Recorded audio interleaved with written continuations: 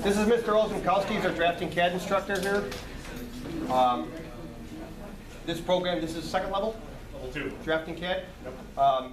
Autodesk Autodesk was the second certification program that we worked with as far as once we started Microsoft. Certiport also sponsors Autodesk. So we piloted it here. Students then were successful. Display over there are students that received either AutoCAD, Revit, or Inventor certification last year. We started off the first year with just a handful of students, but we've been able to expand the program now, and I think most students finishing the program could leave the program if they take all of 3 of our CAD classes with all 3 certifications, AutoCAD, Revit, and Inventor.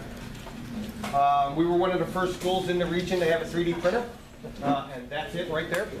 And it's still up and running. The reason why we had the black case is at one point we were not going to be able to afford 3D printers for every school. So we traveled that printer from building to building to building around the district. With the advent of the 3D printing boom, prices went down, so now all 3 of our buildings have 3D printers. That one's still alive and well. We work with Moraine Valley for various student competitions. Part of our tech challenge, we also created a couple of years ago a rapid prototyping challenge. So last year the prototyping challenge was to produce a rubber band powered car using 3D printing technology. The year before that it was a catapult.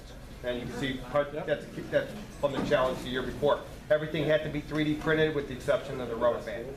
This year we're working on a challenge, and we're talking about, we're still in the design phase of it, but they're looking at developing a 3D printed hovercraft.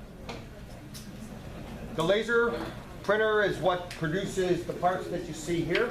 That's been a great advent to our CAD program. One, from an economical standpoint, because 3D printing is expensive, but we're able to teach students assembly and inventor software. That student there, obviously a big Star Wars fan. They design all of the parts. They go through AutoCAD Inventor, and then it's much more economical to print that out with the laser printer than trying to do it with the 3D printer. We have, and you'll see it in our production lab, we just purchased a new laser engraver because we get a lot of use out of it in this building. Back in the day, you used to stick toothpicks together for bridge breaks. Now they can design a truss, print it out, and then assemble the bridge that way.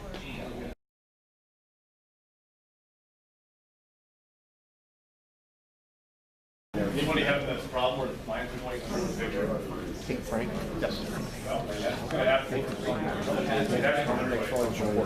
it was like when we were doing the CAD after me, my entire thing was good. I was so So guys, if the lines start going under the picture, which they might start doing at some point, you just gotta go back to the picture, click on it, go back to forward. The lines over. Yeah, you can go out there, you know where you go out there, we take a right and then a left, and then you'll see it. Are you in front?